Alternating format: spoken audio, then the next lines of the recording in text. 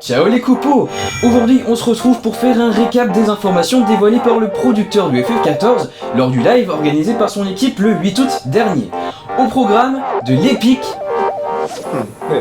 des créatures mythiques sensationnelles et un invité spécial que je suis sûr que vous apprécierez tous, c'est Pikachu, tout droit sorti de l'univers de Pokémon. A tout de suite!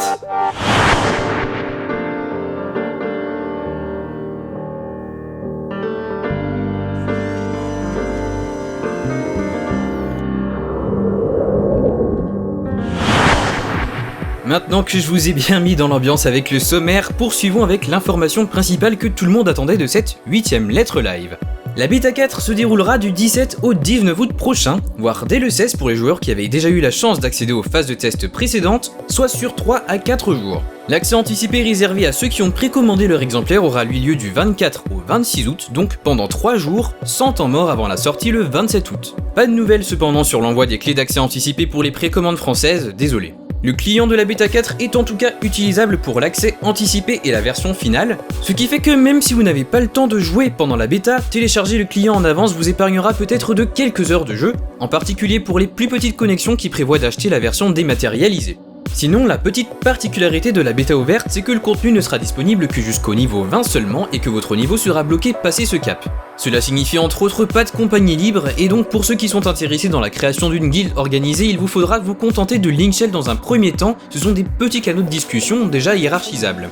Néanmoins, il vous sera possible de tester la nouvelle version du combat contre Ifrit, lequel souffrait de problèmes de latence au cours de la précédente phase de bêta. Cette nuance mise à part, le contenu est sinon strictement identique à ce qui sera présent dans la version finale avec doublage et tout le tout team, ce qui fait plus de la bêta 4 une démo limitée qu'une bêta pour le commun des mortels.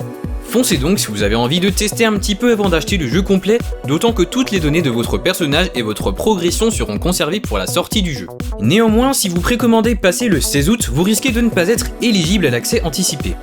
Comme brièvement vu dans le sommaire, l'Arcaniste est par ailleurs finalement prêt plus tôt que prévu et sera intégré dès la bêta 4 pour ceux qui s'en inquiétaient. Le live a été l'occasion de montrer en détail le fonctionnement de ladite classe, mélange d'invocation et de lancement de sorts d'affaiblissement. Il nous a été entre autres donné de voir les différentes formes de Carbuncle et non pas de Pikachu, et d'Eggy, ersatz de primordiaux invocables, que vous connaissez sans doute plutôt sous le nom d'Éon si vous êtes des fans de la première heure de la série, que les magiciens en herbe seront à même d'utiliser. Attention, il vous faudra attendre le niveau 30 et conséquemment la sortie du jeu pour utiliser ces dernières invocations.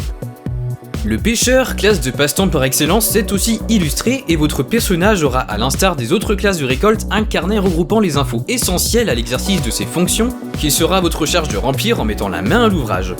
L'aperçu a trahi que pas moins de 186 denrées attendront d'être piégées au bout de votre ligne. Ce qui paraît être un livre de records enregistrera vos faits d'armes, si l'on peut appeler une canne à pêche ainsi, de quoi aviver un peu l'intérêt autour de cette classe ovni parmi les récolteurs. Affûtez vos hameçons, ça promet d'être épique. Pour finir, une petite entorse à la règle du niveau 20 car le client reste en version bêta et qu'en tant que tel il y a des choses à tester, les développeurs vous inviteront à visiter le quartier résidentiel de Limsa Lominsa, la ville portuaire, pour déterminer la charge serveur générée par l'agglomération de nombreux joueurs en même temps dans la zone. On l'avait déjà un peu aperçu au cours d'une précédente lettre live, donc pas grand chose de nouveau sous le soleil. A contrario des quartiers résidentiels de Gridania et d'Ulda, les cités forestières et désertiques qui devraient pouvoir être dévoilées au cours du prochain événement en direct. Il s'est également dit qu'il n'était pas exclu que des quartiers soient plus tard construits en dehors des cités-états pour ceux que la neige et les étendues sauvages du Coertas attirent par exemple. L'équipe offrira encore un bonus aux joueurs téméraires ayant payé au moins 3 mois d'abonnement avant l'arrêt de FF14 premier du nom. En fait, un échantillon d'un des modes de PVP ou joueur contre joueur pour les bons francophones que nous sommes vous sera également proposé à l'essai si vous êtes dans ce cas de figure. Il s'agit du mode en petit comité, et c'est vraisemblablement à 4 ou à 8 que vous découvrirez les mécanismes de base en affrontant une autre équipe au sein de ce que l'on appelle l'Antre des Loups. On a par là même appris que ce contenu sera accessible à partir du niveau 30. Pas d'infos supplémentaires quant à sa date d'implémentation dans le jeu final, mais il est presque certain qu'il n'y aura malheureusement pas de PVP dès le lancement, mais un petit peu après la sortie, voire en 2014. Dans tous les cas, joignez-vous à moi pour envahir la plage jouxtant le lotissement de Limsa Lominsa au cours de cette bêta ouverte. Mais la bêta n'est bien sûr pas une fin en soi, ce qui fait que l'équipe n'a pas été avare en informations concernant l'avenir du jeu après sa sortie.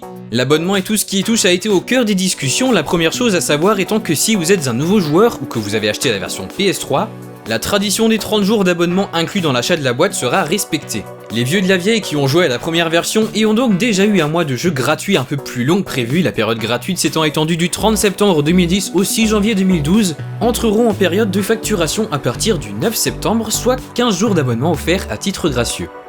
Soucieux de fidéliser ses joueurs, l'équipe a en parallèle mis en place un système de récompenses attribué à chaque mois d'abonnement souscrit. Ainsi, pour un mois d'abonnement acheté, votre personnage recevra une mascotte à l'effigie du célèbre doigt ganté qui a fait le charme des menus de la série, ainsi qu'un item permettant de totalement modifier l'apparence de son personnage.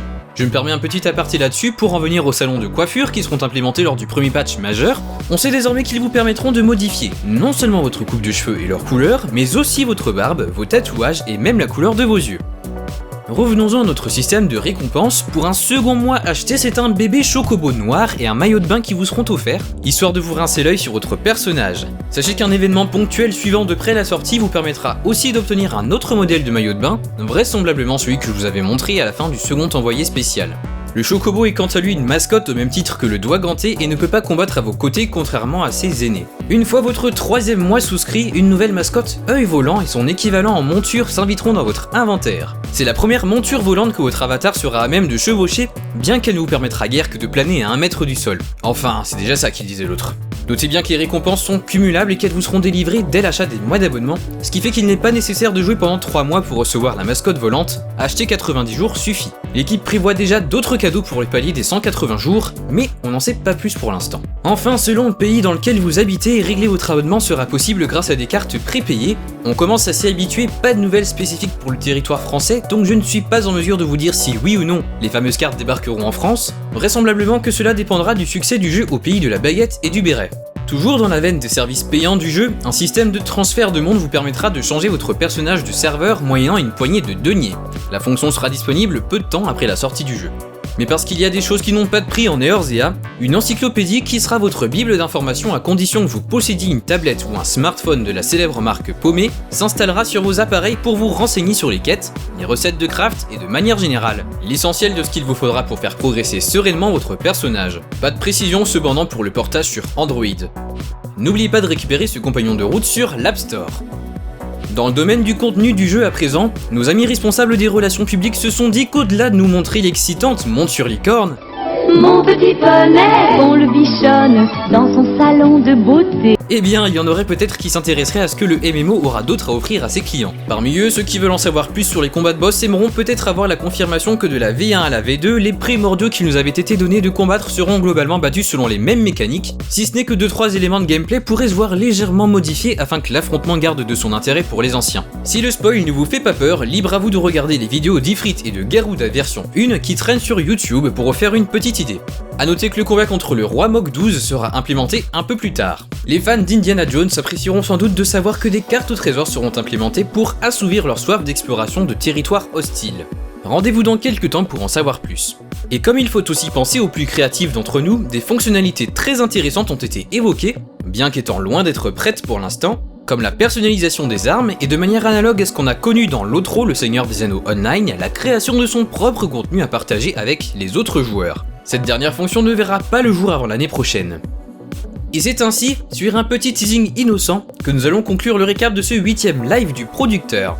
En attendant la prochaine vidéo, comme je le dis souvent, le site officiel et le blog des devs de FF14 sont toujours de très bonnes sources d'infos sur le jeu. Ils vous renseignent sur les actus, l'histoire, les classes, les ennemis, les zones, etc. et sont mis à jour très souvent pour ajouter de nouvelles entrées, ce sont donc de très bons moyens de rester branché sur Eorzea quand le jeu est en maintenance. Si le cœur vous en dit, vous pouvez également me suivre sur Facebook et Twitter, les liens sont disponibles sur la page principale de ma chaîne, pour plus d'infos et des nouvelles de ma part un peu plus régulières. Au risque de passer pour un commercial qui essaye de vous vendre son jeu, n'oubliez pas de télécharger ou de mettre à jour le benchmark officiel, qui non content de tester si les performances de votre PC vous permettront de faire tourner FF14 dans de bonnes conditions, met à votre disposition un outil de création de personnages, dont les données pourront être transférées sur la bêta 4 et a fortiori sur la version finale du jeu. Tout ça pèse près de 3 Go, alors faites donc un petit tour en licorne pendant que ça charge. Merci d'avoir regardé cette vidéo, ma compagnie les coupeaux, et à très vite.